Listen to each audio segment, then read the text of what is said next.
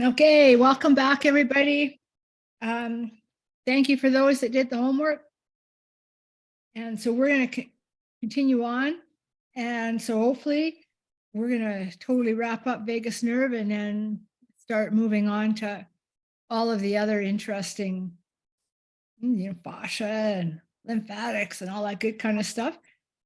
And before we get started, the one thing I wanted to say is, I think, last time when I was trying to look at the screen and watch what I was doing, I think I did something backwards. But anyhow, it should be like this, where you go and then you turn your head the other way to do the releasing. And I think somehow I did it the other way around because everything was backwards. So anyhow, bear with me, but that's the correct way there. So now you have it. No excuse for not doing it right. All righty. So we're going to finish listening up to Perry here, and I'll cut it a little bit short, but I want to really cement in your minds about the vagus nerve here and how important it is.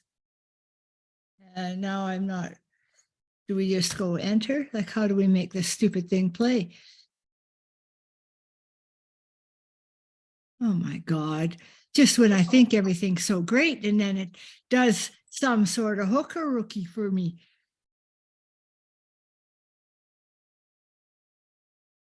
Okay, so how? Two. Number three is at the collarbone, above the collarbone. Excuse me, that's number three. And then number four is right at the bottom of the sternum, right as it enters into the stomach at the top of your abdomen.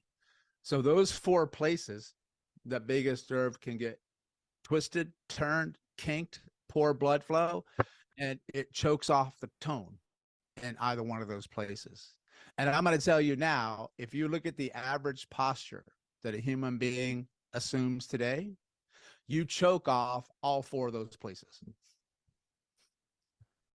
for hours and hours and hours on end, right? And then you get a vagus nerve problem. Wow. Okay. And would that be if you, with sort of the work that you do, Perry, sort of palpating those areas because of what you said earlier of lack of oxygenation and nourishment creating Yes. pain? I'm assuming they're going to be very tender points. Yeah, absolutely. And you can do a lot of work with the vagus nerve just from manual work on yourself, because you can take care of these places on your own or for someone else, because we talked a little bit before, but tight tissue influences how well things move, right? Because if things are really, really tight, you're not going to get a lot of movement in it, right? So tightness and tension is a protective strategy of your nervous system to protect you. All right. But it also chokes off the fluid flow of the body. And that is arteries and veins. And then the cerebrospinal fluid, which is the fluid that coats around the brain and around the spinal cord, and your lymph. And we're going to learn more about this as we move forward. And so this is why we're starting with the vagus nerve, because it's where we need to start addressing first if we want to have good lymphatic flow and good circulation and all of those things.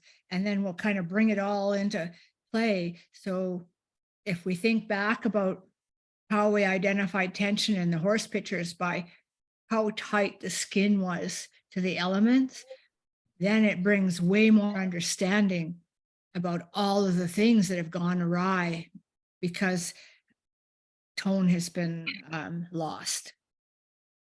Lymphatic fluid, right? And those affect how nerves function, because tight tissue, nerves need to slide and glide in between tissues. So you don't want nerves to be stuck in a tissue, and you don't want them to be compressed from tightness and tension, because nerves don't like direct pressure.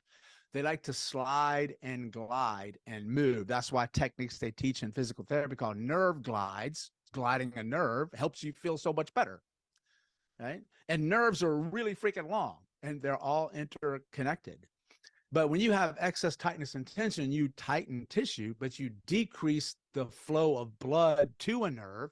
You decrease the waste from the nerve, and you decrease the fluid, how the fluid moves around the nerve, and you starve the nerve. And from what? Well, oxygen and nutrients. And when nerves begin to die, they become really, really super sensitive. And they start to tell you that they're not happy by you usually getting tingling and numbness or pins and needles. The first thing I think with tingling and numbness and pins and needles is poor blood flow and suffocation from somewhere. And you got to find it. And why does that relate to the vagus nerve? Well, the vagus nerve has its own blood flow and vein flow and lymph flow all around it. So it can be affected. But you have all this excess stress from the sympathetic nervous system being all on all the time, what they call sympathetic dominance or sympathetic hypervigilance, which means that, dude, I'm not resting at all, because if I rest, I'm dead. And then guess what happens when you're in that state? You overbreathe, you hold your breath, you get excess tightness and tension, and then you feed the dragon. So the baby dragon becomes a big giant one over time. And a lot of times, just doing some of the simple vagal nerve stuff that we can go over later, like gargling and singing and cold and stuff like that, is not enough, because you need to go directly after some of these areas where the tension and tightness is so intense that you have to release it, right? So that's why one of the reasons is very, very simple, is that I tell people you always rub the back of your skull and back of your head and massage it, because who doesn't like that, first of all, and who doesn't have pain there? Everybody does. And it just so happens that's also, you're choking off the major blood flow to your brain through the vertebral arteries when you're tight back there. So you choke off your brain flow, right? So you rub there. And then people say, for how long and how deep and how often? Here's my answer. Yes. Which means just get in there and play and explore. Feel first, think second. And if it hurts to press in there, stop pressing so hard and lighten it up. Then you rub along the side of the neck, right behind the angle of the jaw, right below the ear at the largest lymph node in the neck, where it gets really, really super tight. So you free up choke point number 2. Then you rub above and below the collarbone, where it gets really, really tight. And I'll give you a super duper cool extra one here. Massaging directly underneath your collarbone, your clavicle. You free up a muscle there called your subclavius. Sub means below, clavius is for clavicle.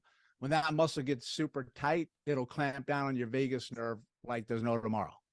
So that's why you always want to rub underneath the collarbone rather aggressively. And trust me, it's going to hurt. That's because that means you need it. All right. And then that's spot number 3. And then spot number 4 is where, if you go all the way, if you follow your sternum all the way down and you get to the bottom, eventually you're going to be off bone, and you're going to be right at the top of your abdominal muscle called your rectus abdominis, right?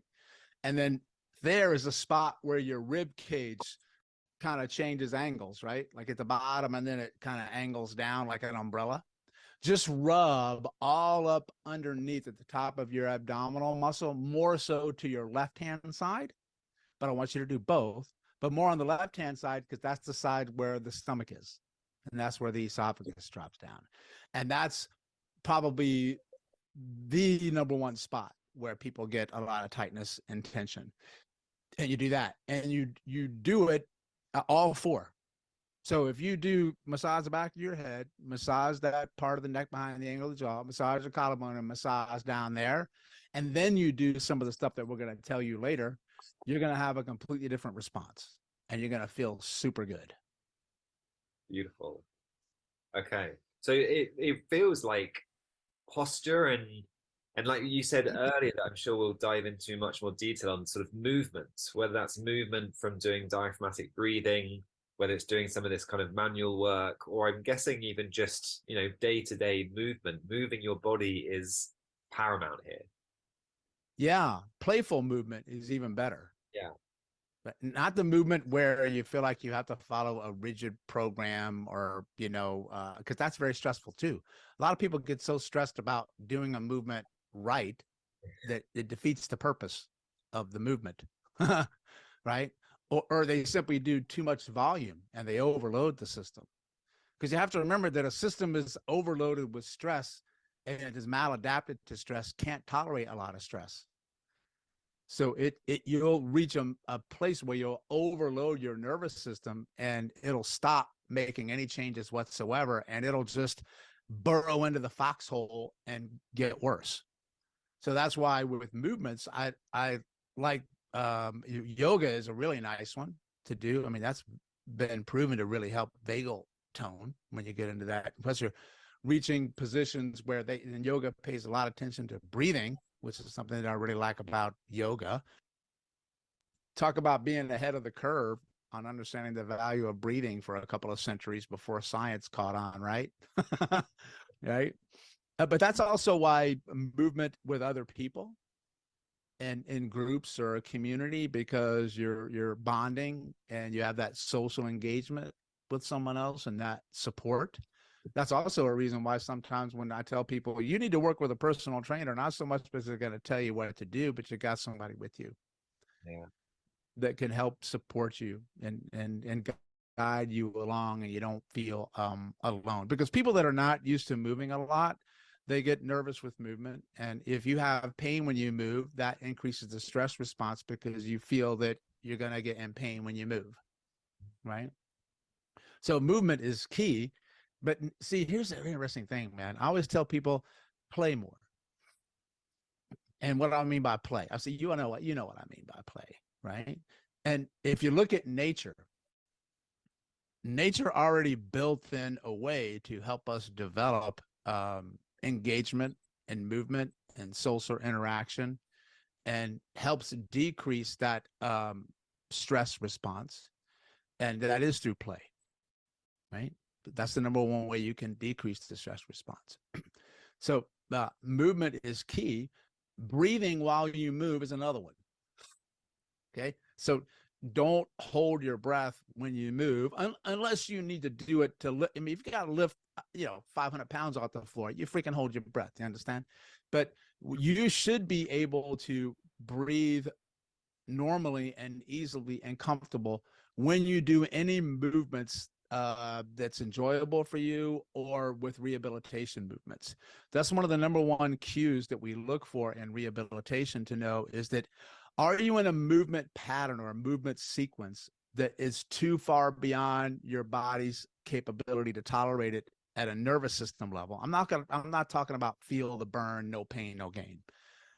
Is that when you can't breathe a normal breath in and a normal breath out through your nose comfortably, that means you're too far over into the stress response for your nervous system. And the movement that you're doing, you will not carry over any long-term neurological benefit from the movement, because you just crossed your threshold of your nervous system feeling safe enough to let you change. Because if you can't breathe, you're not safe. You understand? So I usually tell people from this, it's a good benchmark to know is that if this position that you're in or this movement is good for you, or the load that you're doing or the pace that you're doing, can you breathe in and out through your nose comfortably? Yes or no? If the answer is no, you need to back off until you can, right? And then breathing in and out through your nose, why do we say that? Well, because breathing in and out through your nose changes pressure in your body, because you're going to influence the movement of your diaphragm muscle. Most people might be familiar with that. It's a muscle that sits down at your rib cage, and it's like an umbrella over the organs. So, because that changes pressure where the diaphragm goes down and up with every breath, and then you move the organs. Now, why do you want to move organs? Well, one, you want blood flow to stay in there. Two, you want all the fluids to move in there, like your lymphatics. And three, you want to stimulate the nerves around the organs. And which nerve is the primary nerve to do that? Your vagus nerve. So then you tap into this this sensory input that they call interoception, I-N-T-E-R-O, interoception, as opposed to exteroception with EXT. That's outside the body. Interoception is the feedback that you're getting from inside of your body 24/7 all day long into your brain, conscious and subconscious, but 90% of it's coming up subconsciously. You just don't sense it and feel it, but that's driving your stress bus. So the more you move your organs, the more you send interoception feedback up to the brain, which can drive the safety response, because it hits a part of your brain called your insula, which is the sense of well-being and calmness and healing. That's why you're very sensitive to anything around the abdomen. Any pain whatsoever in the abdomen will send your nervous system into a fight or flight response almost quicker than anything else. Maybe the quickest one would be the chest for your heart. But because you're hardwired to, if you've had a pain in your gut with Crohn's, or you had an ulcer or abdomen or appendix, first of all, when that happens, you get pain there. Every worst case scenario goes through your head right away, because your brain says, dude, you're not supposed to have pain there. And then you're doubled over, and then your life stops when something happens in the abdomen. You just can't move, right? It immobilizes you. So here's what I want you to think before I stop talking. There's different degrees of those pain signals going up to the brain. So what I'm saying is that you can have the subconscious pain that's there. It's going up to your brain all the time. It's actually more of, like, they call them threat signals, like picking up things that could potentially cause pain. They're always coming up. They just haven't hit a big enough signal for you to say ouch yet. Okay. But you could have like 1,000 of these small little interoceptive sensors sending signals up that are really small all by themselves. And you don't notice it until one day all those signals accumulate. They keep coming up. And then yesterday you had no pain, and today you do. Right? That's why I tell people you always want to work the abdomen, even though it doesn't hurt, because it's going to be, this is really important. I'm going to contend this. It's contributing to your musculoskeletal pain anywhere. You just don't know it. That's why in Eastern medicine, they tell you, if you massage the abdomen for 20 minutes every day, you'll change your life. And I agree with that 1,000%. It's just knowing that you should. And anybody can easily massage their own abdomen. Yeah. Right? It's been waiting for you your whole freaking life. I mean, you massage everything else, don't you? What if you got a tight calf or a tight hamstring or a tight trap? What do you ask people to do? Well, rub it, because it makes it feel better. Because I'm trying to what? Increase blood flow in and out, get toxins out, get blood flow in, and so show you some affective touch to help decrease your pain and show you empathy and decrease your stress response. Well, why don't you do that for your belly? You should. Like today. Like now. Do it well. Now, I know I threw a lot at you there, but you know how I get, man. You ask me a question, you can come back an hour later, and I'm still going to be talking. No, I love it. I love it. And I think, it's all such helpful information. So although there's a lot there, it all feels like the piece of the puzzle is sort of coming together. And I'm sure a lot of people have already had little aha moments in their own kind of health journey and with what they're going through with this. Yeah. So let me give you an example here, man. So singing and humming has been shown to be very good for the vagus nerve. Why? Well, because it vibrates and changes your trachea and your larynx and your throat and your mouth and your tongue, and it vibrates your sternum. And you also change pressure where? In your diaphragm and in your abdomen. So you're basically vibrating the nerve. And vibration is energy. That's all that is. Okay. It's like a frequency, if you will. So they say, hum like om, om. You feel your skull vibrate when you do that. Or you can do any kind of hum, you like hum, hum, like this. Or Peter Levine in his work, he teaches the VOO sound, VOOO, where people can go boo. And when you do that, you're going to say, holy cow, man, I'm really vibrating along my sternum and in my skull. And those sounds allow you to have a long exhale. That's why they're so helpful, because long exhales increase parasympathetic nervous system activity. So it calms you down. Inhales drive sympathetic. Exhales drive parasympathetic. So what that means is you want to find a way to make your exhales longer. One way to do that is from humming. And then singing, because it does the same thing, but also singing usually puts you into a state of where you feel good because you're singing, right? A song. And imagine if you're singing in a community, right? Where you feel, but some people don't feel comfortable singing in a community because they only feel comfortable singing in the shower. You understand? So then you start there. But you know, all those things that changes the pressure and dynamics of the vagus nerve. So let me ask you a question. Tell you this: why don't you hum or sing as you massage your belly? There's a thought. Or maybe you can just get any kind of vibration device. I like the little massage balls that vibrate, and you place those on your belly as you sing. Or you place it on your sternum and you do, I am your father, right? Like Luke, you do that one, and you're vibrating as you're talking, as you're singing. So what you're doing is what they call stacking. Stacking is from the world of neurology, where you do a couple of things in conjunction with each other to stimulate an area, and it slowly builds it, right? So I'm going to put 3 together right for you right now. Massage the back of your skull, massage right behind the angle of your jaw, massage your collarbone, massage right down there below your rib cage. Then I want you to hum, put on your favorite song, and sing, and rub your belly at the same time as you lie on your back, you bend your knees, put your feet flat, and you just calm yourself. And you can send me a thank you after that, because you're going to feel freaking phenomenal.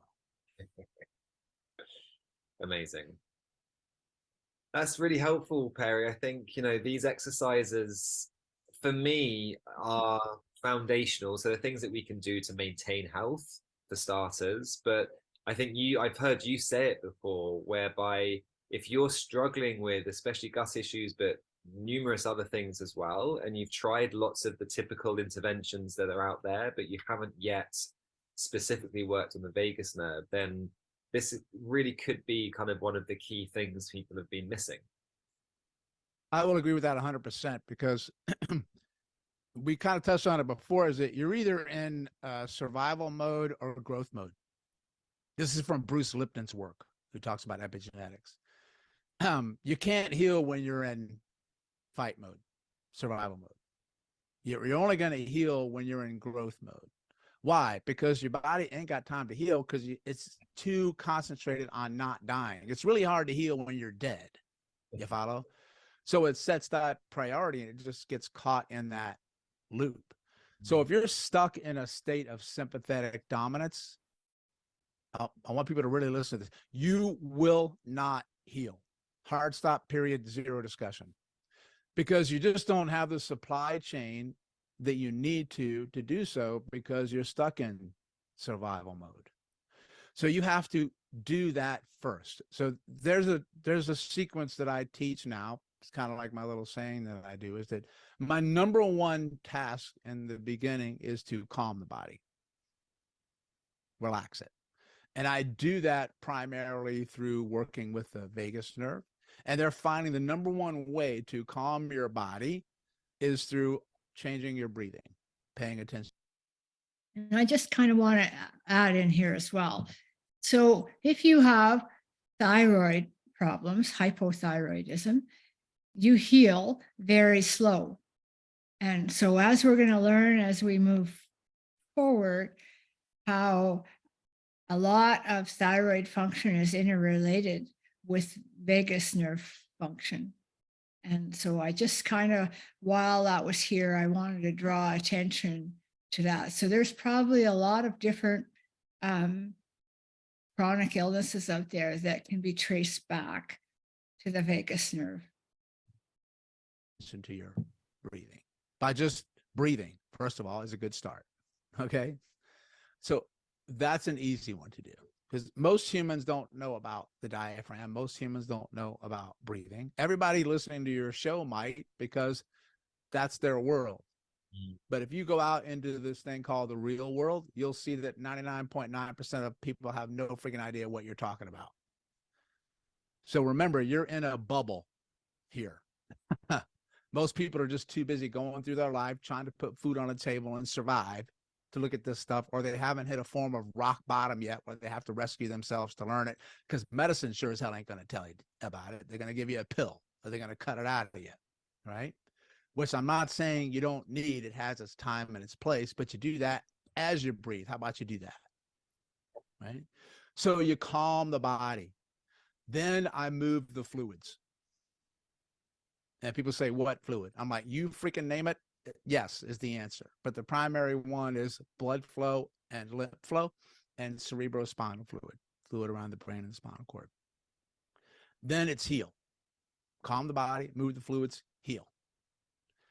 Because I'm going to tell you, based on what I'm learning and what I see for myself and the results of my clients, is that if you don't do the first two, healing is off the table. Because that's the only way you can heal. Right? That's it.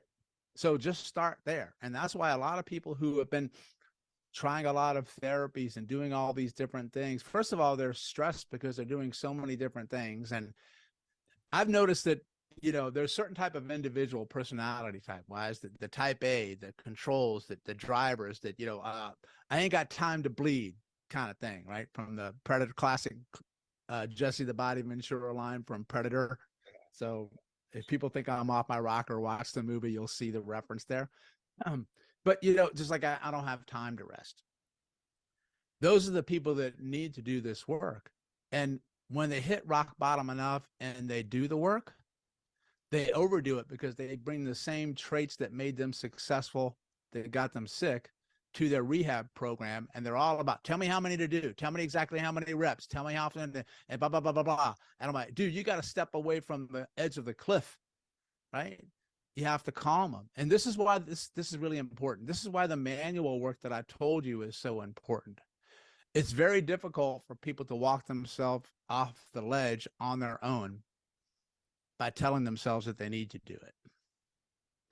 When you do the manual work and you change the blood flow and the tightness, the tension around these nerves, and you get better tone in the vagus nerve, it will now allow them to do so.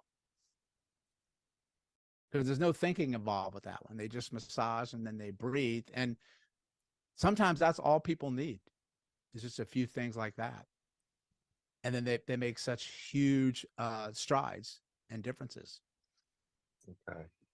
So the first step in regards to kind of calming down is fairly self-evident. Everyone's going to have their own ways that they can go and do that ultimately. But when you talk about moving fluids, you've spoken about breathing being really important, and the diaphragm is that kind of mechanical pump for the lymphatic system and blood flow. That's a big one. Yeah. And obviously movement, you've spoken about just play, you've spoken about vibration, you've spoken about, I guess, exercise generally. Apart from breathing and moving, is there anything else, and I guess the massage to some degree as well, is there anything else to help with that? Or is that kind of pretty much it? Well, those are three big giant ones right there. So if you can lasso those, you're off to a good start. But it's also, makes a difference with fluids on your other lifestyle habits. Are you drinking enough? Hydration is a big one, because water's fluid, right? And your body is mostly water, like a freaking huge amount of water. Your lymph is over 90% water. And your brain, I think it's the last time I checked, it's like 70 to 80% water. And blood is 50% water. Think about that. So what happens if you're dehydrated? What do you think happens to all that fluid? It becomes thicker. It doesn't move as efficiently. It becomes more stagnant. So when you're dehydrated, you can actually cause an increase in what they call viscosity or thickness of fluid. Some people may know viscosity with engine oil. There's different viscosities that are thicker based on cold or heat, right? But you thicken blood. And when you do that, it doesn't move as much.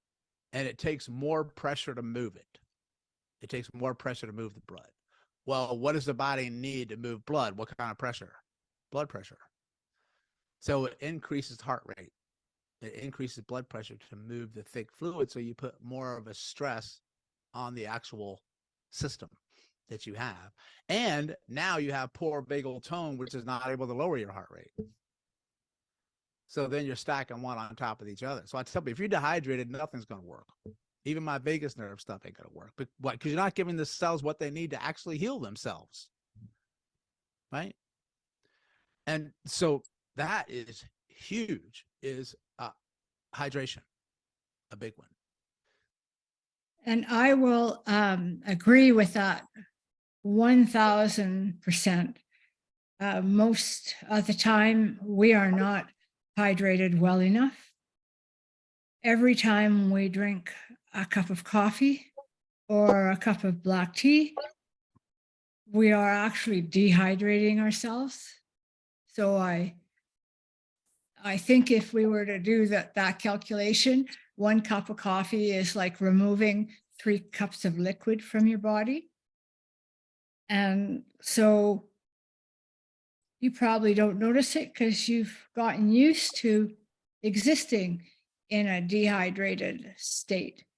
But like he's pointing out, that's where, your blood pressure, a lot of it could be fixed right at the very beginning. Instead of medication, would be by changing your hydration, educating yourself about how important hydration is and how much you actually need to drink to be hydrated.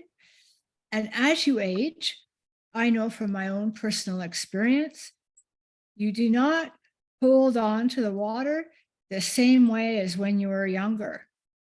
And so in order for me to remain hydrated now, I need to make sure I take water with me whenever I have any physical activity that I'm doing. And I didn't need to do that when I was younger, but I certainly need to do it now. And so he's touching on something a little bit, and I just wanted to add a little bit more to it because it is really, really, really important. And I have a lot of people say, yeah, well, I hate the taste of water. Well, then maybe you want to add just a little bit of fruit juice to it. Something that will make that water more enjoyable for you.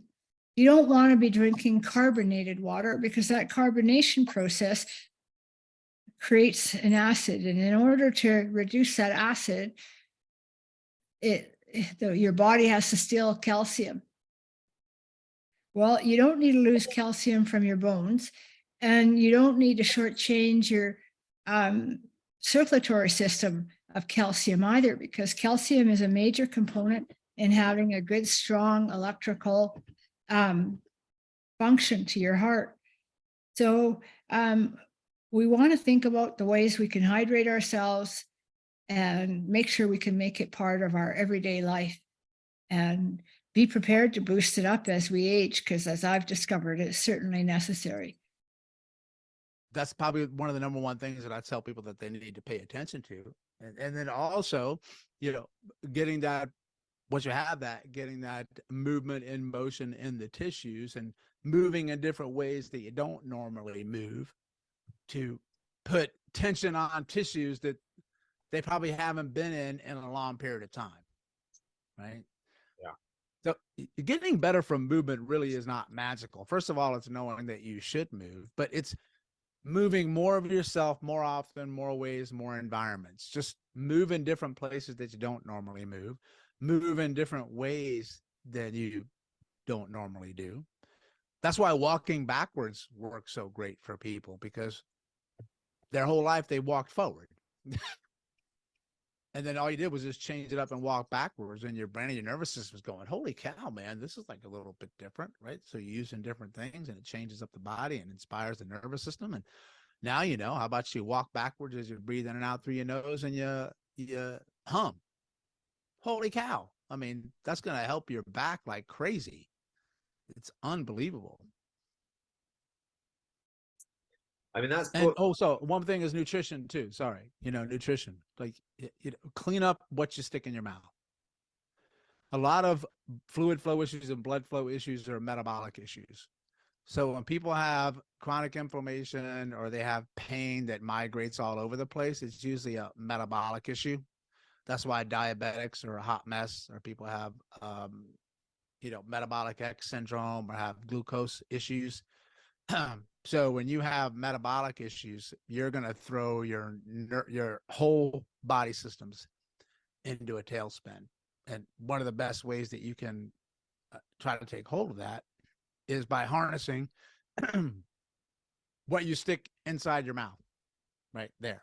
And we already know what that is. I mean, dude, just stop eating sugar that'd be kind of helpful, right? That's a big one. Stop eating the junk food. I'd put that up at the top of it. And your processed oils, your seed oils, because that's going to muck up everything. But here's the cool thing. I know we're running low on time, but dude, check this out. The parasympathetic nervous system turns on the digestive process, right? Because you don't have time to digest and eat if you're running for your life. You follow? So when you eat, and most people are eating on the run and they're getting poor digestion. So they don't digest anything. So when you're stuck in fight or flight mode, your body shuts down digestion and it decreases the amount of stomach acid that it produces, called hydrochloric acid. And the vagus nerve, when it increases its tone and you go parasympathetic, that's when it increases stomach acid. And you need stomach acid because that breaks down whatever you're sticking in your mouth hole to go down into your stomach to turn into what? All the nutrients and everything you need to get to your cells so you can heal, recover, and regenerate and not die. And that is why whenever you need to sit down to eat, it should be a quiet, enjoyable atmosphere, not a rushed activity. And so really, really, really important that maybe when you're eating is a good time to practice some of your mindfulness things that you've created for yourself.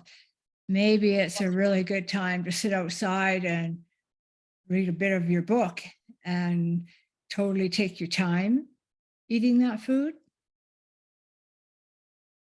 But if you're stuck in fight or flight, you don't have enough stomach acid. So guess what you can't break down? Food, particularly proteins. And then all of that food now stays in your gut and ferments and rots and creates its own bacteria, dysbiosis, stuff like that. And then you get bloated and you can't get better, you can't get well, right? And then your immune system attacks all those things because they're too big. They haven't been broken down to individual amino acids. So it looks at those food particles as an invader. And if it leaks through your gut because you got leaky gut syndrome, then, everything gets inflamed. So you're really going to struggle to own any gut restoration program or healing program or in your immune system if you don't make enough stomach acid. And you're not going to make enough stomach acid when you have low vagal tone. Yeah. This is so important that I have to tell people, because nothing happens efficiently after the stomach if you can't break things down. Mm-hmm. Like that has to come first, because it has to break down what? All the good food too. All the supplements too. All your pills too. So I'm putting all good stuff and medications and pills into a system that's already mucked up, can't break things down, and the plumbing is backed up and the blood flow doesn't move. Well, guess what, brother? You're going to struggle no matter what you do. That makes sense? That's super important for people to realize that. Yeah, it makes complete sense. And I think that one of the many things I love about that is the simplicity of the solution. And certainly some of the things, everything that I'm sort of reading, learning, the people I follow, yes, you can make it sound incredibly complex, and the body is incredibly complex, but the solutions often come back to the things that you've been discussing today: breathing correctly, moving the body, eating well, hydrating. One thing that actually you reminded me of is the research showing us that grounding improves blood viscosity. Yeah. So getting outside barefoot is going to be helpful as well.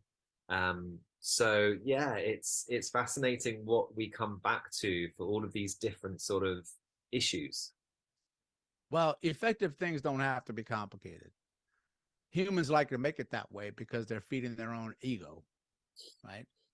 And I tell people that, listen, I'm going to show you stuff that's so simple and stupid. Like, you're going to look at me and say, I'm paying you for this? Yes, you are, because obviously you need to hear it, but that's what it is. If you don't do the basics and the fundamentals, nothing you do after that's going to work. But people don't even do the basics and the fundamentals, right? Or if they do, they don't do it little and often over the long haul. Health is a journey, not a destination. It's not an end point to it. The only end point is when you're dead, right? So you're going to zigzag and go all sorts of different ways. And it's also, listen, just because you work the vagus nerve and you do the things I'm going to show you doesn't mean it's unicorns and rainbows and that everything's going to turn out well and you're going to heal. But what I will tell you is, if you need these things and you don't do it, you don't stand a chance in hell. So I need to check those boxes off to at least give the body what it needs to actually complete the healing process. That's the key. Yeah. And is there, I mean, even anecdotally, any chance that by going through this process of kind of restoring or improving tone to the vagus nerve, that people might feel worse before they get better anyway? Yeah, I pretty much tell people you can count on that no matter what you're doing, Okay. that you're going to feel worse before you get better, because that's just change, right? And a lot of people are terrified of change. And so I have to tell them ahead of time when I see them for any program, especially when I see them, because I know they have all these issues. That's why they're coming to see me. They've got an overloaded lymphatic system. They got a sympathetic dominant system. They're choked off on blood flow in and out. They usually have a couple of conditions going on at the same time. And I say, listen, when we start this work, you can expect to feel worse before you feel better. And you might feel a little bit more horrific in the beginning and say, why am I doing this to myself? Why did I come to see you for this? And I said, guess what? That's freaking awesome. Like, you need to get this stuff done. Better out than in. It's going to be a long journey to get there, but you do it step by step. As long as they know that, then they have the choice. One, you prepared them for it. And two, they can really look you straight in the face and tell you if they're ready for it. Yeah. Because if they're not ready for it, then it's not the right time to do it, because they're not going to get better, because they're self-sabotaging themselves right off the bat. Okay. But there's still a way that you can do it so you can minimize how much they feel. And that comes how bad or how much of a, what they call a detoxification that you feel. And it goes back to what I said before, is that a system that is, when people come in to see me, I already know the capacity of the system to tolerate good stuff is low. You can't tolerate stress well. And everything stresses your nervous system. Positive stress, negative stress, right? Even therapeutic interventions, stressors. When I give you a massage, I'm stressing your system. What can add to it? Well, whether it's your first massage and you've never seen me before and you're a little nervous. Whether my office is too cold, you don't like my music, I'm going in an area that you've had trauma in the past, and I can visibly see that you're freaking out. Or my pressure is too deep, or my pressure is too light, because sometimes light touch freaks people out. How do you know which one they need? Well, that, my friend, comes in from the expertise of knowing how to look at the body and treat the body and work with the individual in front of you, and knowing yourself, working with yourself, right? There's a lot of different factors to it. But I tell people this: you can't control something until you become aware of it. So the first step in healing the vagus nerve is knowing that you've got one, and knowing that there's things that you can do to it that you can control. Now it's finding the one that works great for you. Because some people, I'll say sing, and they say singing didn't do jack squat for me. Then I'm like, well, maybe you need to pick a different song. But also, then I would say, well, maybe that's not what you needed at the moment. So why don't you try the belly rub? Right. And then they say, that one I really, really liked. Right. And so, okay, do that one. But just do the one that resonates with you, that makes you feel more joy or more calm. And sometimes maybe you say, I massage the abdomen, and that didn't do jack squat for me either. And then I say, well, now why don't you do this? Why don't you massage and sing? Because now I'm adding stacking, a little bit more stimulation. Then all of a sudden you're like, Doc, that was great. When I put the two of them together, perfect, right? It's a process. It's just exploration and play. That's what it is. Exploration and play. Brilliant. Perry, thank you so much for this. I'm mindful of time. We're going to have to call it there, but I'm tempted to propose that maybe we need a part 2 like last time, because there's so much to go. But thank you so much for sharing all of that experience, insight, wisdom. I think it's going to be a really popular episode again, and there's definitely. Okay.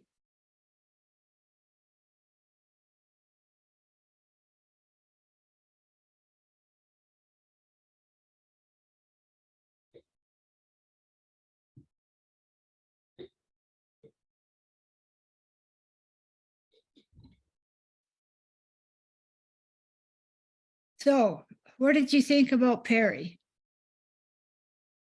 Yeah, he kind of says it how it is. And I really enjoyed him. Yes. And now you can look up other videos that he's done, and I think I might have put them in your resources for this section, but where he teaches you different routines that he does.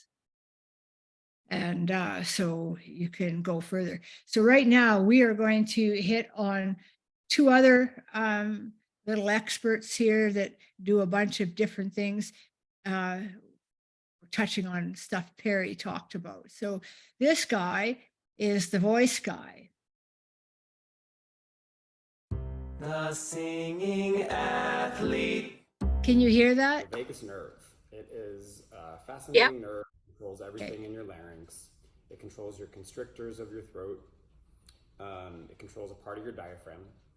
The other large things it does is it's your anti-inflammatory nerve. So if you feel like you're getting sick, you need to do some vagus nerve work and see if that can fight it off with that.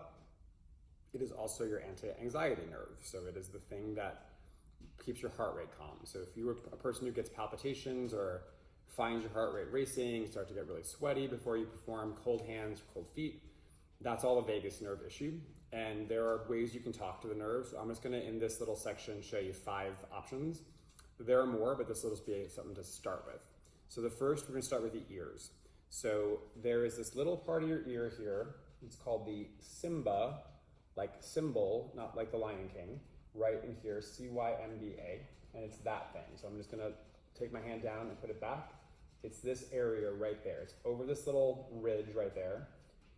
And that is where, when they're doing electrical stimulation of the vagus nerve, they do it. So you can do self work there just by taking your finger there and just making a little circle in it. And there's different levels, layers in the body, so you can go very gently in that area and see how that feels. Where you're just kind of on the skin. And you can press in a little deeper and see what that feels like and make some circles in there. So I feel different stuff in myself just doing those different layers. And you can check your other side, so I'll turn so you can see it. So it's this little thing right in there.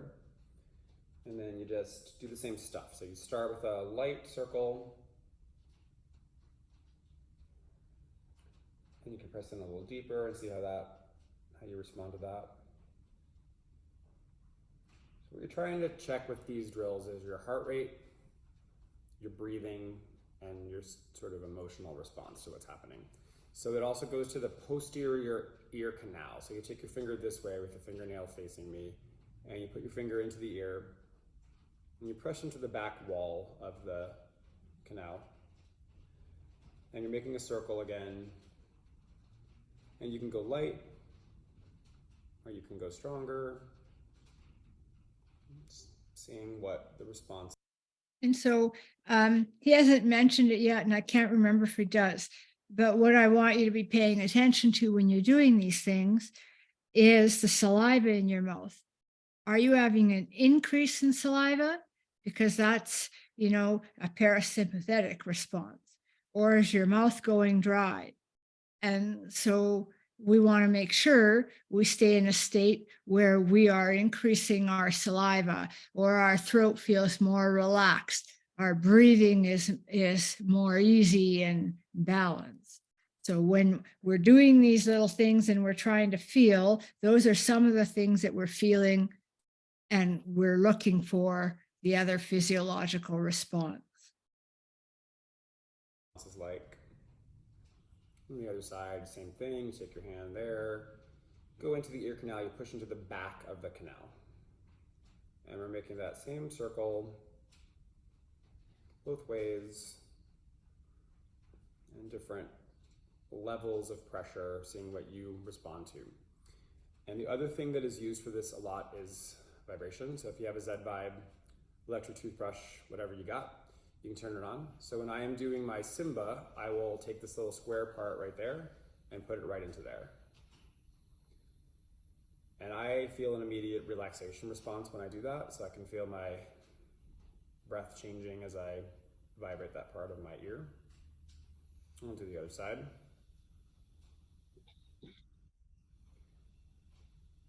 And for me, there's less change on this side, but you might be different. So if I were doing this drill, I would do my left ear, because that's where I feel the calming response for myself.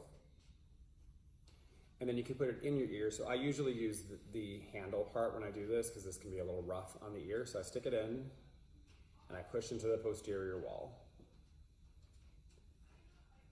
And for me, that feels great. It feels very relaxing. And I get kind of no response on that side. So that's worth knowing about yourself. Now, if you don't have gear, you also can just be doing tapping on your ears in the back here. How rapidly can you tap? That will do some of the same effect. You can also pull on your ear lobes. So you can take an ear. So for me, my left is giving me the response. I could pull down and out on that. I could just hold that. I could sing like that. Eee, what does that feel like? I can also grab onto the back here and pull it back and out. Eee, which for me feels like a better drill for that. And so anytime you are moving the ears, if you know where those two targets are and you think about some stretch in the skin there, that can be very useful. So if you want to get more advanced, there's what's called a TENS unit, T-E-N-S, that has electricity, and they sell ear clips. So you can just type in ear clips, TENS unit, you'll see them, and you just clip it onto the back of your ear, and you put on a very low electrical stimulus on that. And that's a version of what they do in studies for this. So this vagus nerve stimulation is being used for anti-anxiety, anti-depression. It's being used in any kind of autoimmune conditions, stuff like lupus or rheumatoid arthritis, anything like that seems to be responding to this kind of treatment. So you can do a self version of it just to see how your anxiety responds. So that's number one, is the ear. Number two, we're going to do the back of the skull. So I'm going to turn so you can see. So it's this area right here. So what happens in your face is that the front 2/3 to half of your face is the trigeminal nerve. You see me do sometimes 1, 2, 3. That's tests for your trigeminal nerve. The back of the skull is more complicated. It's the vagus nerve, it's the hypoglossal nerve, which controls your tongue, and then it's C2 and C3. So there's a few things going on back there, but the vagus is innervating, it's feeding what's known as your cranial meninges, which are like, it's like a membrane around your brain, and some of it goes to the skin. So what we're gonna do is move our skin back there. So I'm gonna turn and I'm gonna get my hand on my left side, and I'm gonna move in little compass points here. So I'm moving side to side, up and down, and in diagonals. I'm seeing what feels sticky. So my options are either to push into the stickiness or to spread out the stickiness. So I'm a little sticky down, so I'm gonna push down. And while I do that, I'm gonna see what happens to my saliva. So I'm getting immediate more saliva into my mouth. My speaking voice quality is changing a little bit. When I pull it up, I get a dry mouth and my larynx raises. I can feel that it's going higher now. I push it back down, and then my speaking voice changes a bit. So for me, this is the direction I need to go in. I might need to go side to side. I can try that. I go in. That's giving me a dry mouth. I'm raising my larynx. I'm gonna pull that way. My larynx is immediately dropping. I'm getting more saliva in my mouth. So I can try going down and out. And that feels really good for me. It feels really, really nice. Right side, do the same tests. So I'm seeing where I'm sticky. This side's actually better. It's not really particularly sticky anywhere, but I'll pull it up. A little bit of dry mouth, not as bad as on my left. And still a little better pushing down, but not as dramatic. Dry. Much better there. So I can go down and in on that. And I can do both. And that feels really good for me. And so just to think about it, when this stuff is pulled in the right direction, that's giving information to the vagus nerve, and it might be telling my brain that I'm safe and that I'm okay. And that's resulting in me getting more saliva in my mouth. So when I get dry mouth, that is my fight or flight turning on. And I don't want to really be in those directions when I'm trying to get ready to perform, because probably I'm already going to be kind of heightened. Probably need to do something that's like going the other way. So before I went on stage, I might grab on and pull down and out on both sides because they both work for me. And I can again feel saliva immediately come into my mouth. I'll pull it the wrong way again so you can hear what happens. So that's now making my voice go a little high and a little shallow, and I actually feel my larynx raising, and I feel my constrictors turning on when I do that, and I pull this way. And that feels much better, and my heart rate's changing as I do it. So this stuff can be, it looks like subtle movements, but it can be very powerful with the stuff that we need to work on. And then what you can do is you can just, if you're sitting, before you get up to sing, you can just drag it in your good direction. You can hold it there and breathe. If you have enough hair, you can even braid your hair. I have a trainer friend who braids her hair. She calls it neural braiding. So she braids her hair in the direction that she needs to pull it in. And that's very high payoff for her. So depending on your hairstyle needs, you could also do that as well, where you could actually pull it in some direction. So anywhere on your skull could do this, but if we're focusing on the vagus, we're focusing in the back of the skull for that.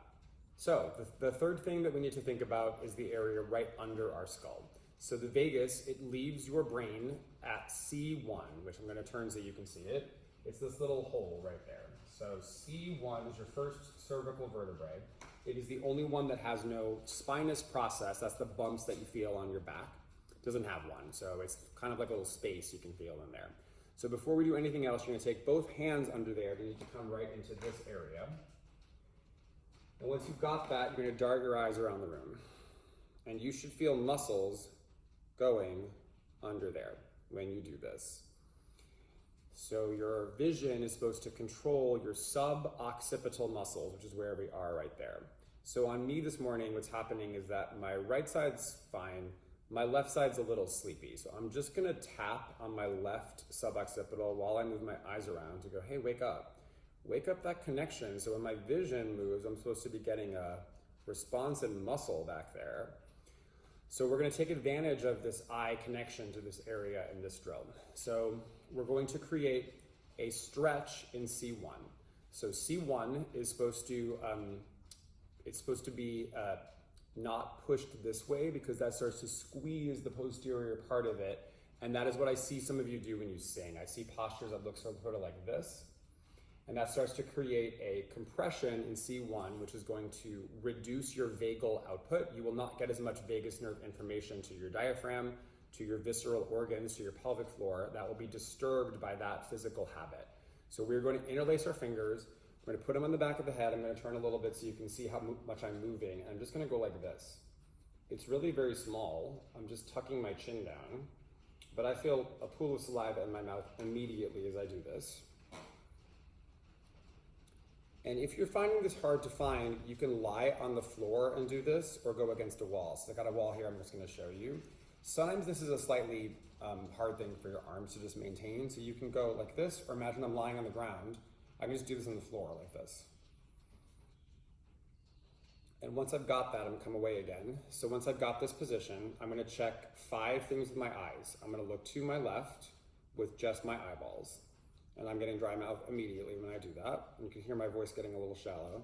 And if I look over to my right, now everything's immediately letting go. I'm getting saliva in my mouth. My larynx is dropping down. If I look up, dry mouth, I'm getting high larynx, constrictors turning on. I look down, immediately get saliva. Larynx is relaxing. And then we're gonna close our eyes. And for me, that's worse. I'm immediately getting dry mouth again. So how I'm gonna use that information is the following way.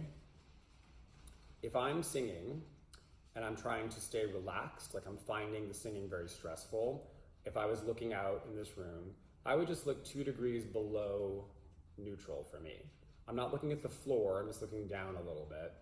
I can feel my tailbone relax when I do that. I feel good in my larynx. If I were looking up, that feels tighter for me. Now that might not be bad, because remember that we're singing in heightened circumstances, and I don't want you to think that sympathetic nervous system is bad. It's not. It's what makes athletic movement possible, singing, dancing. However, if too much can be bad. So you need to test yourself to go, what's happening in this song? Do I need more activation or more relaxation? So I could test a phrase of singing, so if you care to find me, so if you care to find me. So it feels better when I go down. So I would probably choose for my alphabet to be looking down a little bit at that moment there. But that's something you need to test on your own voices to know what you need to do. And so when I look to my left, I got dry mouth. I look to my right, I got moisture. So I could again test that. So if you can, that's not gonna feel so good for me. So if you can, immediately better in my larynx. So I'm gonna endow in this room, this whiteboard over there as something in my story. That's gonna be part of how I'm gonna do Defying Gravity. It's gonna involve that. It's not gonna involve this so much because I'm in control of where I look. And so I can use my visual cues to talk to my vagus nerve because my vision is controlling my suboccipital area, which again is where the vagus nerve leaves the brain. So what happens posturally here affects everything in your singing. And doing these simple tests and knowing yourself enough to go, where do I need to look to create a parasympathetic, a relaxation response is really important. It is my opinion that constriction in the throat is not conscious. So when you feel that, I'm tightening, I'm gripping. You're not doing it on purpose. Y'all know you're not supposed to be doing that. It's just because you're a human that has a nervous system and for some reason there's threat happening. And so to think about that, to go, if I knew where my eyes liked to be, I could craft a performance where when it's the easier parts of the song, don't worry about it. I could look up a little bit, it's not gonna kill me, but for the stuff where I need to really give it vocally, I probably need to go to the places where I'm a little stronger. So that is what the drill looks like this. Tuck, vision, that way. Once you've got the sense of how to do this, you don't actually need to use your hands. So if you were sitting somewhere, you could just go tuck like this and look, and I'm getting the same response without my hands. That's just to teach you where the stretch needs to be felt, but it does not require that. I can do it with just my eyes and just my neck position. So your vagus controls your autonomic nervous system, and that's the word for what I'm saying of fight or flight versus rest and digest, sympathetic, parasympathetic. The easiest way to shift your autonomics is breathing. So some of you have heard me do stuff like, or seen me do stuff like test you on inhale and exhale. So I'm gonna just show you how to use a paper bag for this. So bag breathing, you may have seen that like some old movie or TV show where they're like, you're having a panic attack, breathe into the bag. That's because carbon dioxide calms you down, and CO2, when that happens, talks to your insula in your brain, which is where the vagus is feeding into.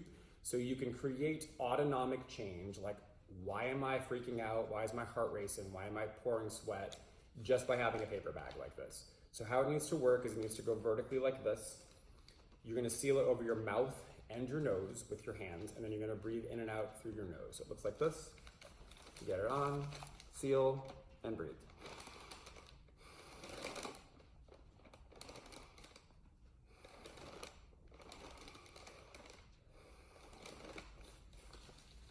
Two to 3 minutes of that. If it starts feeling comfortable, you stop. If you're feeling great and you got it, what you want to do is inhale, exhale, pause. It looks like this.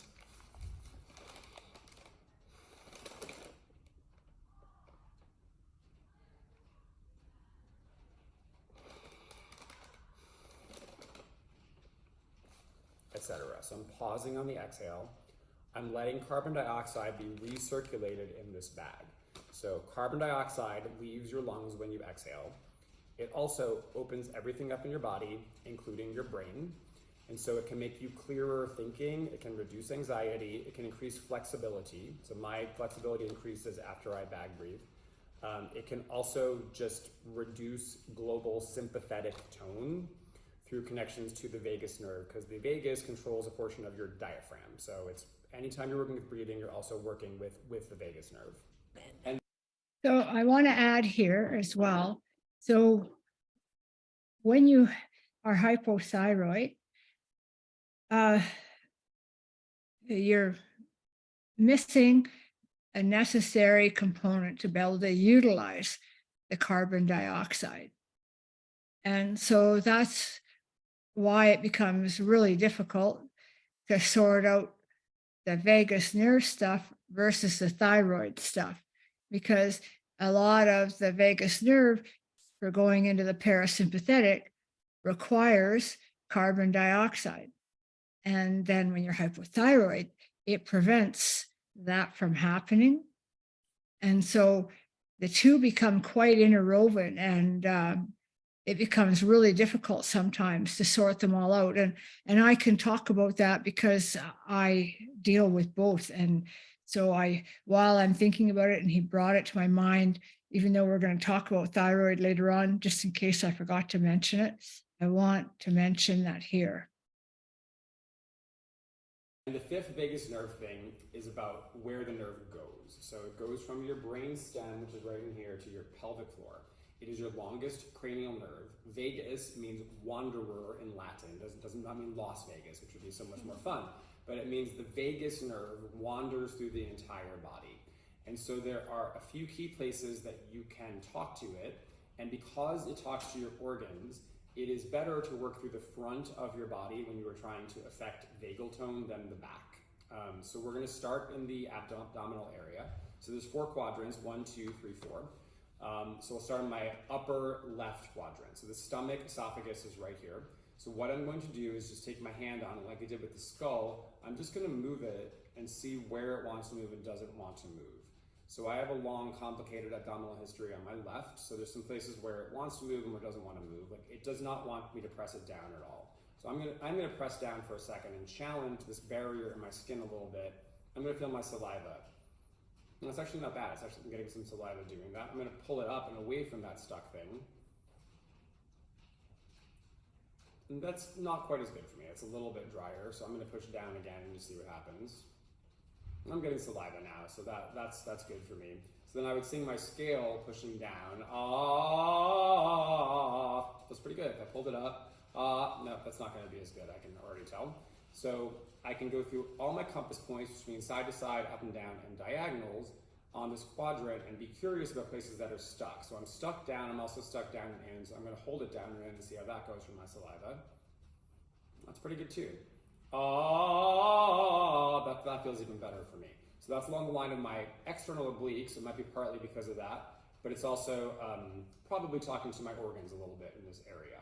So that's my upper left. I would do my upper right the same way. I would go through the same exploration. And there's what's called a dermal level, which is like right under the skin. And it's called a fascial layer, which is like about a centimeter below that. And they feel a little different.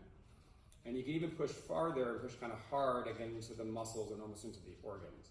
So any of these quadrants we're doing, you can try all 3 of those layers to see if there's something that works for you. I've worked with some of you in ways that's very, very light, even with light touch like scratching, and that's been really good. And some people I've pressed on really, really hard, and that's been good. So you need to know yourself a little bit in that way. So that is the upper quadrant. This is the liver, by the way, on the right. And then we're going to go into the lower quadrant, which is your guts, your small intestine, large intestine.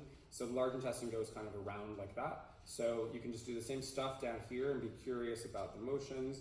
So for me, I have an inguinal hernia, which means it's right here. So when I pull up, it's really sticky right here. But my saliva is loving that.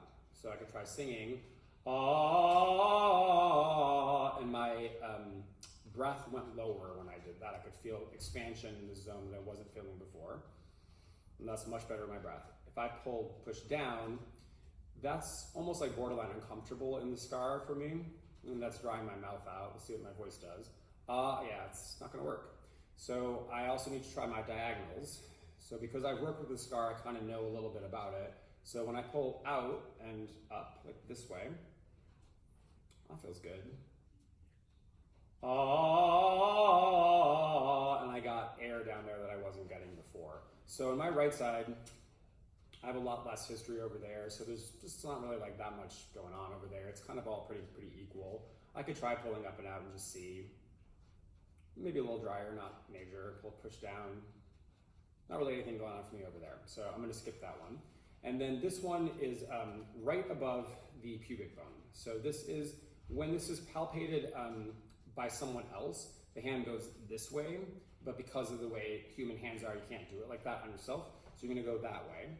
And you're going to just check that area. So this is stuff like ovaries, uterus, genital stuff. It's all in this area. So I'm going to pull that in the quadrants and see. So for me, pulling up is feeling really nice today. So I'm going to see what my saliva does with that. It's doing something. That felt good. I'll check the diagonal that I did on the other one, pull up and left. That's actually drying me out a little bit. I'm going to switch hands just to see if I go up and right what happens. Probably better of the two. Yeah, I got better fill down there doing that. So that's the abdominal area. 1, 2, 3, 4, 5. 3 more to do. So we got our pecs. So if you reach across like this, I'm going to do the same process over here. Where is it sticky? Mine's pretty okay over there. I might try just pulling it up and just see. Not much change for me. I'll go over on my left side.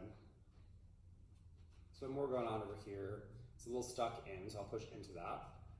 So this pushing in is called a barrier. I'm just pushing in, sort of challenging the barrier and see if it likes this or not. So in this one, it's actually not liking it. It liked it down here when I pushed into it. This one's kind of making me dry, so I'm gonna try spreading this one out. And that's now giving me the saliva again. So I can hold that. That feels good. And then the last one is the sternum itself. So you can try it hand this way, you can try it hand this way. Both are worth playing around with. I'm gonna go this way because I feel that's a little better for me. So I can't go right and up, so I'm gonna hold that for a second and see what happens. Sort of middle, let me try spreading it out and see. And that's better, so that's giving me more. That feels great. So then, how I use this information is firstly, you're about to perform, you can do that. So if you've seen kinesio tape with me, you can tape it. So I'm kind of hairy, so I don't usually tape here unless I shave. But if you don't have a lot of hair here, you can actually tape onto it. But what I tend to do when I sing is I take these directions, and I kind of know what's going to happen, but some of those even surprised me today. Like I was trying to do it, just being curious with my own body. So like I might try this down one, which I don't normally do. And go, yeah, actually it's helping my diaphragm today to do that. So I could use that when I was warming up. And then the larger goal is what kind of movements would pull that way? So if I know, if I have to go this way, so what movement would pull me like that? So if I were to back bend a little bit, that might create a little bit of that stretch. If I knew that going that way was good for me, could my arm go this way for a big note? Could I play with that as part of my physical gesture of it? Could I create these stretches in my skin through some kind of physical movement? And those of you who love movement, you can be detectives with that and think about it and go, well, what would create that movement in me? And that's a great way to be creative in your own practice, to both talk to your vagus nerve, but also to let the embodiment of the song support what your nervous system is telling you, because we want that to be as good of information as possible coming through this particular nerve.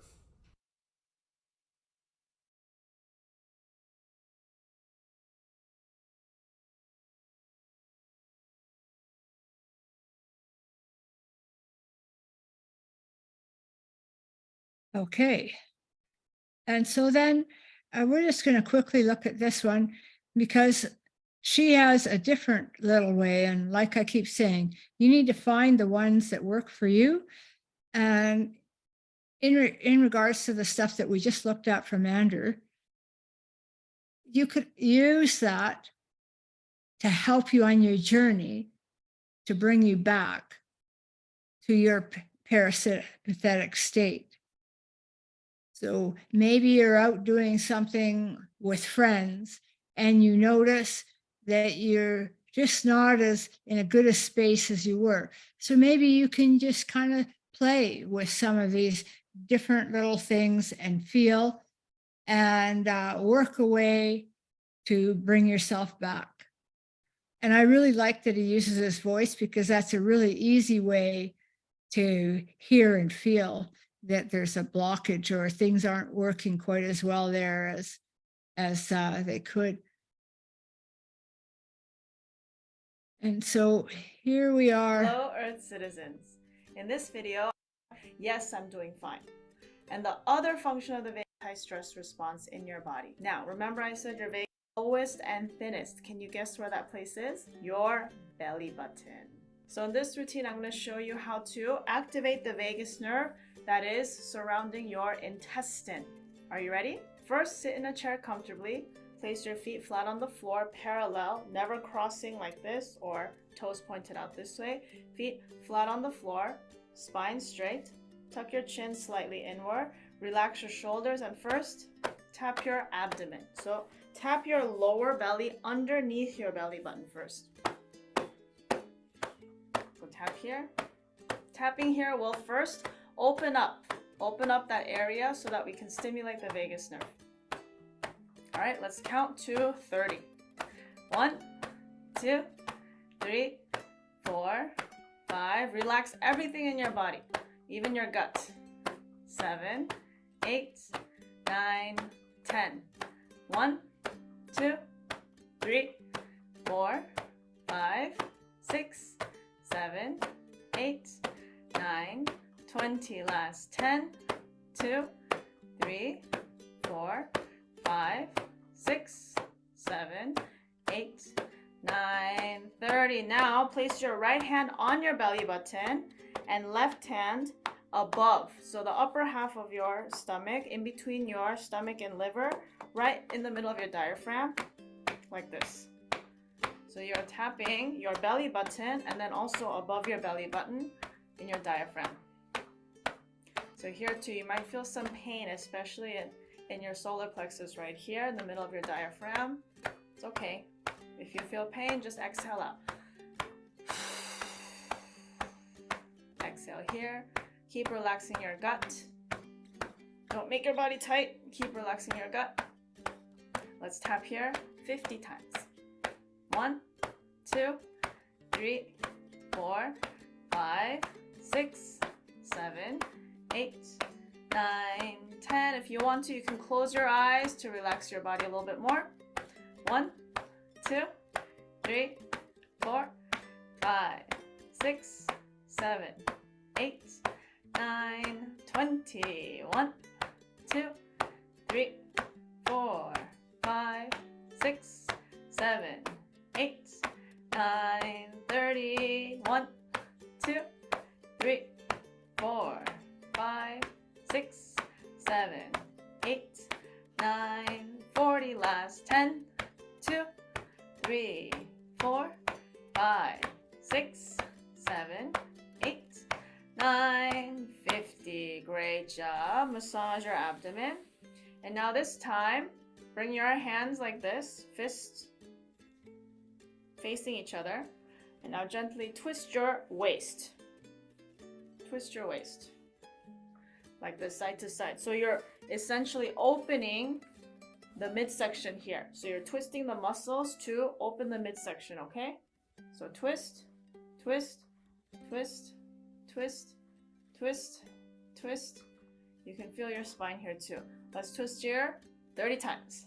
1, 2, 3, 4, 5. Feel the twisting around your belly. 6, 7, 8, 9, 10. 1, 2, 3, 4, 5, 6, 7, 8, 9, 20. Last 10, 9, 8, 7, 6, 5, 4, 3, 2, 1 and stop. Great. Now that was the warm up to warm up this area to activate the vagus nerve in your belly button. Okay, so how you do that is very simple. Stack your hands on top of each other.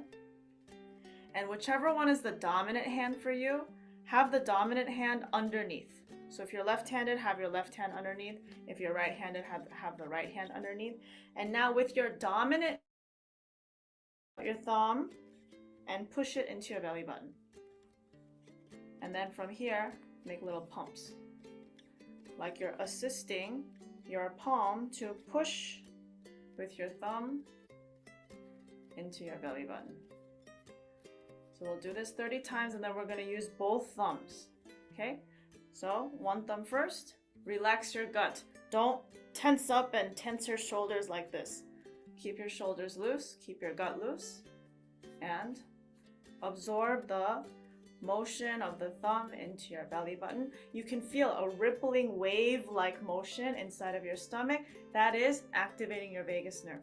Your vagus nerve that travels all the way to your brain, that when you stimulate one point, it creates a ripple to your brain to turn on your anti-stress response. Okay? All right. Using your thumb, try to push deeply. If you push lightly like this, you won't have much benefit. You see, it doesn't even look like I'm moving anything. Push in. 30 times.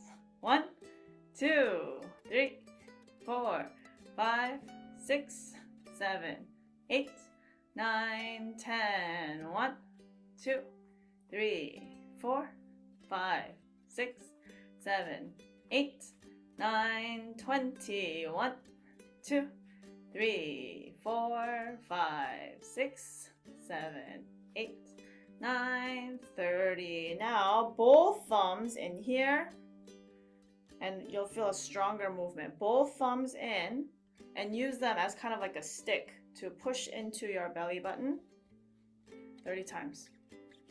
1, 2, 3, 4, 5, 6, 7, 8, 9, 10. 1, 2, 3, 4, 5, 6, 7, 8, 9, 20. 1, 2, 3, 4, 5, 6, 7, 8, 9, 30. Great job. Now a little bit stronger.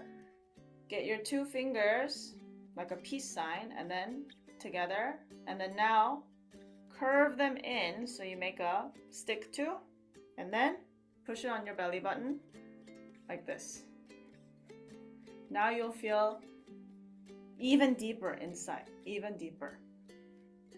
So push in here and feel your body. If you feel saliva in your mouth, that means you're doing a great job. If you feel hot, sweaty, your hands, palms feel warmer, feet feel warmer, any or all of the above means you're doing a great job. Okay? Now let's pump here 30 times.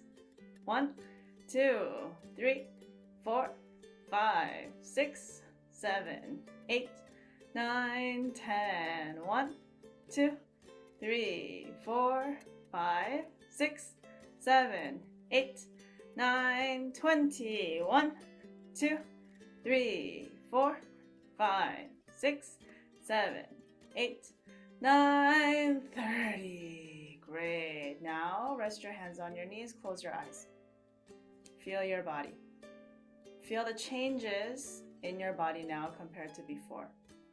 Especially if you feel warmer, if you feel tingling in your hands, if maybe you feel warmer in your hands too. Do you feel saliva in your mouth? And also, do you feel even a slight sense of calmness and centeredness in your brain? Notice any changes that you feel inside now compared to when you first started. Okay, breathe in. Exhale through your mouth. Again, breathe in. Exhale through your mouth. Open your eyes. Did you notice any changes in your body? Now, I want to note a few things. Some people have a lot of tension in their gut. So if you have a lot of tension in your gut, which may cause a lot of digestive issues or brain fog, these are all symptoms that have to do with tension in your gut. If your gut is tense, then doing this just 60 times altogether isn't gonna do you much. You have to continue loosening up your intestine for you to be able to trigger deeper into the vagus nerve to kickstart the anti-stress response. So if you feel like you're still stiff and you didn't really get much inside, don't worry. It's okay. Just with practice, with repetition, as your gut gets looser, then you'll be able to stimulate deeper into the vagus nerve to turn on your anti-stress response. And on the other side, if you're already able to feel the benefits because you're able to relax and feel deeply, you're doing great. This is a great technique to use wherever you are to quickly turn on chemically, biologically, your body's anti-stress response. This is big. Okay. And so some of the things she showed, I found worked best for me when I was actually laying on my back.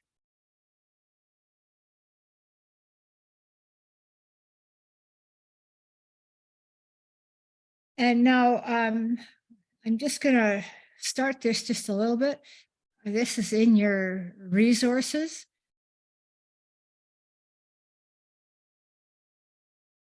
But this is the best I found. The following pranayam count is to help you in your daily practice of Sudarshan Kriya from the Art of Living. If you haven't learned Sudarshan Kriya yet, you can find the link to the program in the description below. And if you have, let's start.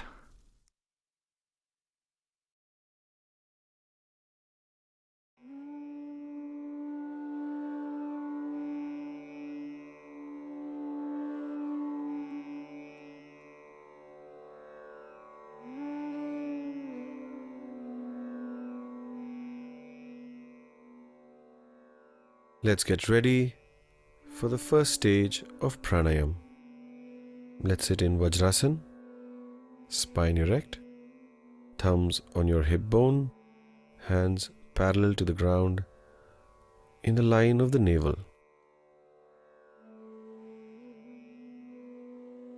Take a normal breath in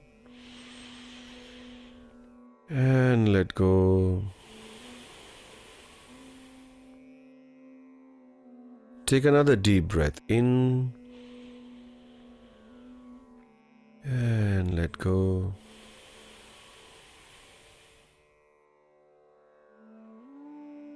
And With Ujjayi breath, breathe in 2, 3, 4, hold 2, 3, 4, breathe out 2, 3, 4, 5, 6, hold. And so this is something you need to listen to on your own in a really quiet space. And he goes through all of the breathing techniques that we talked about earlier, where you want your exhale to be longer than your inhale. And there's, my memory's right, there's 5 different breathing techniques in this half-hour meditation type thing. And so you will probably, after listening to everything, pull different pieces out of different ones. But this is one of the oldest breath work techniques that are out there, and one of the most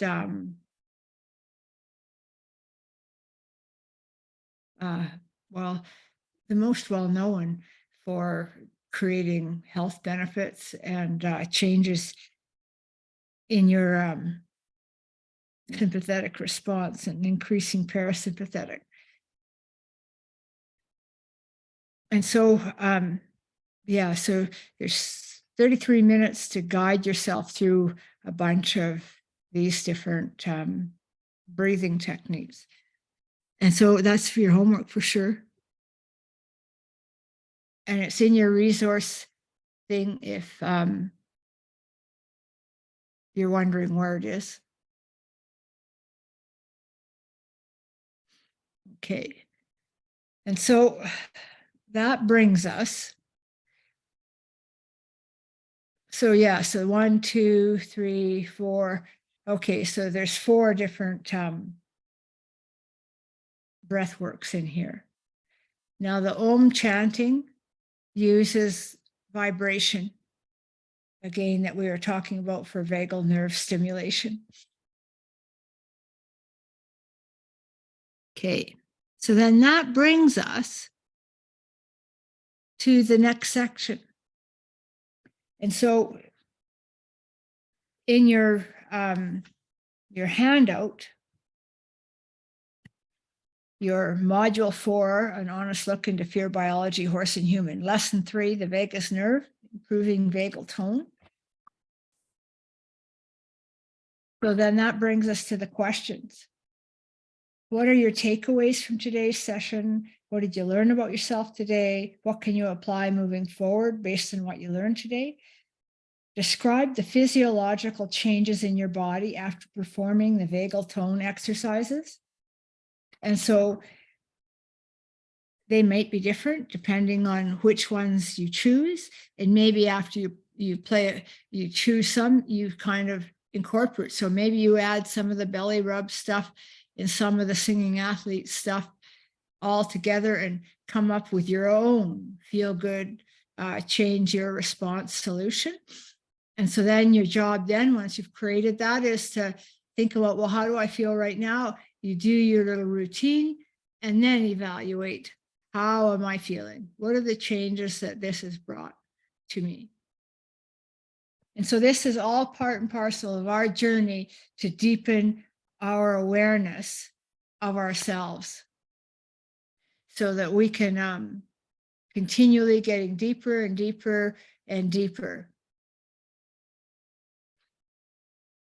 And then the last question, describe how the physiological changes listed above have impacted your mental and emotional state. How has that changed your life and what has it brought to your life?